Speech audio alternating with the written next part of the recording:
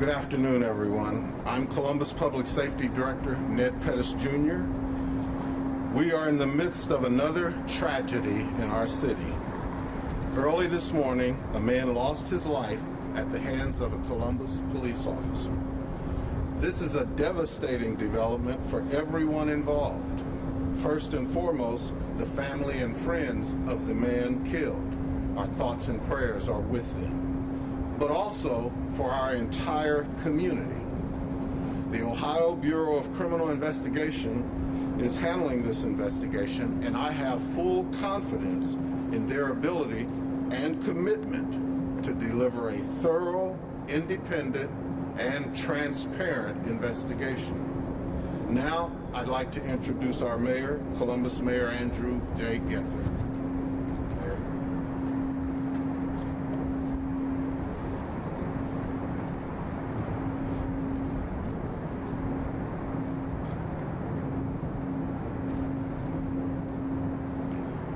We are still raw from the killings of George Floyd, Breonna Taylor, and less than 3 weeks ago, Casey Goodson Jr. Early this morning, we learned of the killing of another African American at the hands of law enforcement. Our community is exhausted. While it is very early in the investigation, there is one fact that disturbs me greatly. The officer involved did not turn on their body-worn camera until after the shooting. A function of the technology provides a 60-second look back, recording 60 seconds prior to the camera being turned on. But the look back function does not record any audio.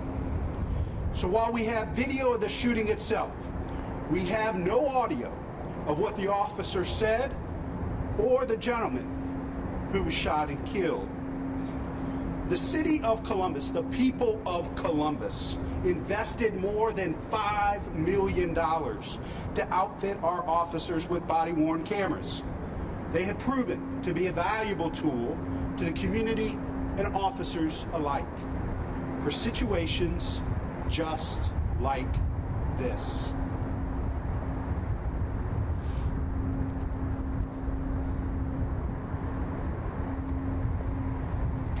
It is unacceptable to me and to the community that the officers did not turn on their cameras.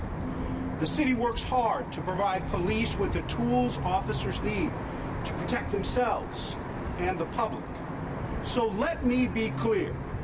If you're not going to turn on your body-worn camera, you cannot serve and protect the people of Columbus. I have asked Chief Quinlan to relieve the officer involved of duty and turn in his badge and gun. We are awaiting the notification of the next of kin to release the name of the gentleman who was shot and killed. We are also giving them, the family, an opportunity to see the body-worn camera footage we have before it is released to the media. We expect that to be in the next 24 hours.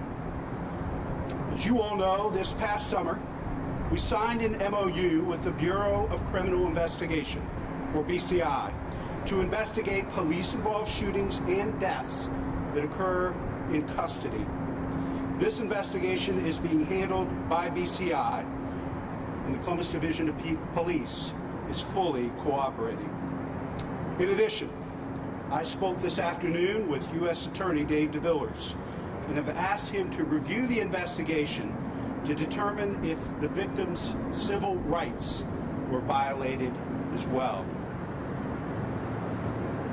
I am deeply saddened, frustrated, angry, demanding answers of what happened in our community earlier this morning. And I am committed to transparency and accountability in our Division of Police. The director and I are the civilian oversight of the Division of Police. The chief reports to the director. The director reports to me. and I report to the people of Columbus. And I am committing to them that we will seek the truth wherever it takes us, and justice will be served.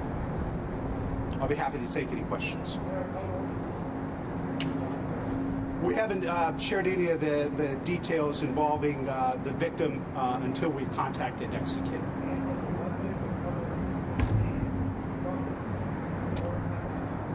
I do not believe so. Why is Chief Quinlan not here?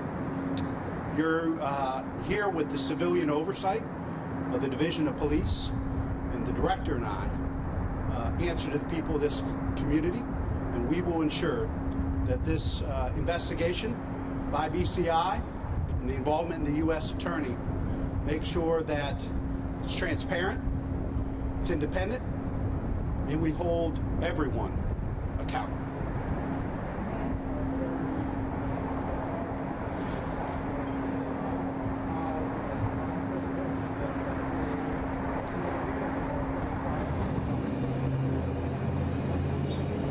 Can you say one more time?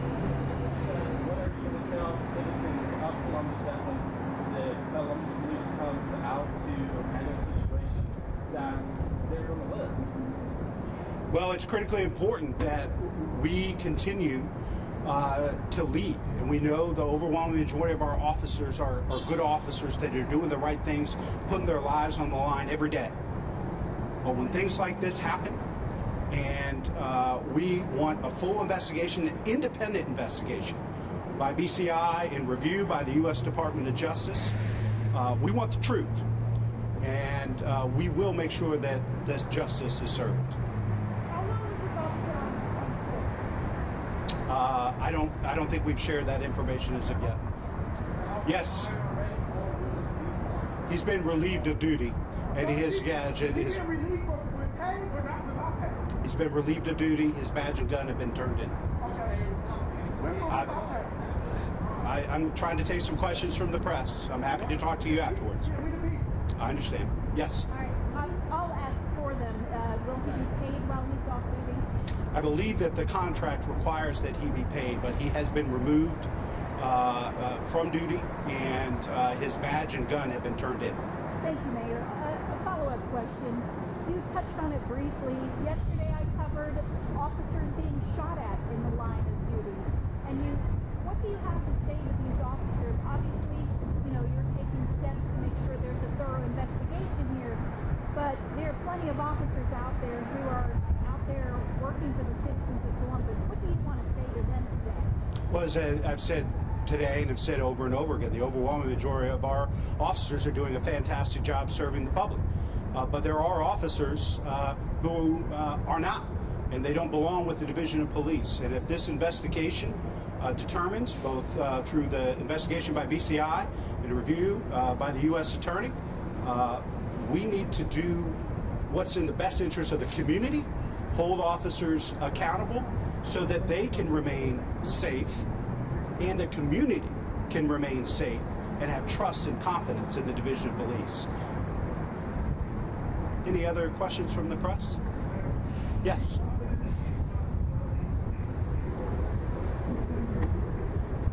Could you ask that one more time?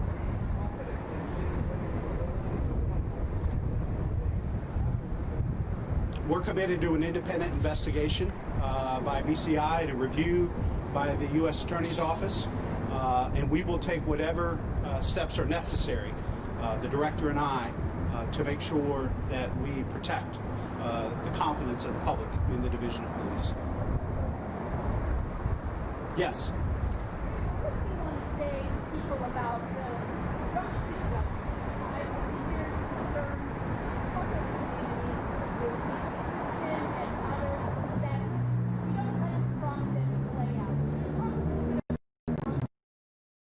Columbus to stay peaceful and let process play out. Well, I think the community has done exactly that under the leadership and voice of Mrs. Payne, whose son was shot and killed. Ms. Payne has said exactly that, and that to demand justice has to be done, if you're going to do it in Casey's name, to do it peacefully. And so we've been grateful for her voice. All the protests you've seen since have been peaceful and committed to that. Now, I'll tell you this, when a U.S. Marshal shows up on the scene of a shooting and says before an investigation even begins that it was justified, how can we ask the public and the community to let a process play out so that truth and justice can be served? If we're asking the community to have patience and have confidence in the process, the least we should expect is that from law enforcement professionals. And that's why I called out, that U.S. Marshal was wrong. It was inaccurate. He had no knowledge of the investigation, wasn't involved in the investigation. And I think for a lot of people in the community, when law enforcement types or allies show up on the scenes of shootings and say, there's nothing to see here, this was justified, there are a lot of people in the community that say to me, here we go again. What are they trying to hide? And that's the commitment we have. So it is supporting our officers. The overwhelming majority are doing a great job serving and protecting the people of Columbus. But when we find one that isn't and that fails our community's expectations, they can't serve and protect the people of Columbus. Well, what do you say to people who will say that, playing devil's advocate here, the actions you're taking today by having this officer relieve his duties is the exact opposite, that you're rushing to judgment that he's guilty of something versus doing his job? What would your response be to that?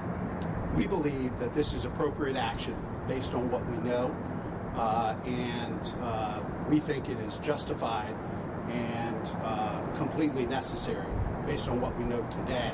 Obviously, when the release of this footage that we do have takes place in the next 24 hours, we'll have more to say about that footage and why we believe this is the right step and the appropriate step. Could you, Director Pettis, walk through for people who aren't familiar with the process, and there's some other folks here in the past who asked about the process, approximately how long will it take to get through this, and what will the process be? Yeah, so the way this works is the Bureau of Criminal Investigation, BCI, for the Attorney General's office has been on the scene since the beginning. They were called in immediately to conduct this investigation. I talked to the U.S. Attorney today to also be part of this and review this to make sure that the civil rights of the victim were not violated. And so we don't have a timetable. We think it is critically important to share as much information, good information with the public as quickly as possible. Not only do we want the family to see this video, this body-worn camera footage before it's released to the public, but the Attorney General, I spoke to him this afternoon, and he requested that we delay until they have an opportunity to interview one of the officers on the scene, and I believe that will be tomorrow afternoon. So I think this is obviously a top priority for BCI, top priority for us and the U.S. Attorney, but we also want to make sure that we take our time to get it right, but make sure it's as expedited and thorough as possible.